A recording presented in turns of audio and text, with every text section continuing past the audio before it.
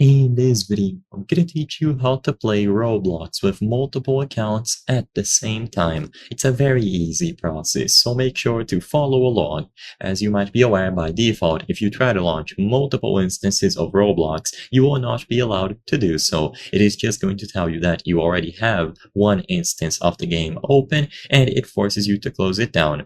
So in order to do this, we must use a specific program.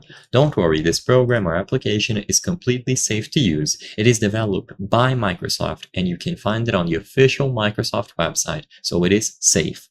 We need to download Process Explorer.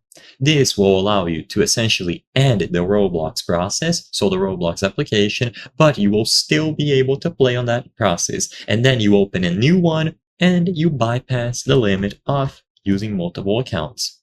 So it is a fully safe program to use and you don't need to input your Roblox password here. So download Process Explorer.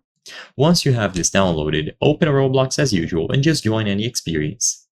Now inside of this program, look for Roblox Player Beta.exe or simply the Roblox executable. You can use the search function here to filter it by name. Once you find Roblox, click on it, and when you select the Roblox Player executable here at the bottom, you will have plenty of events. The specific event that you are looking for is this one, Roblox Singleton event. So you must look for this specific event. Once you find Roblox Singleton event, just right-click it and then close handle. So right-click this event, Roblox Singleton, close handle, and now you can just go back into a web browser, switch accounts, so the original Roblox executable will still be open, but you can log out of this account, sign into a different one, and then on the new account on the web browser, you can just join your main account, or of course join other experiences, it doesn't matter. So super simple to do. So I hope I was able to help you.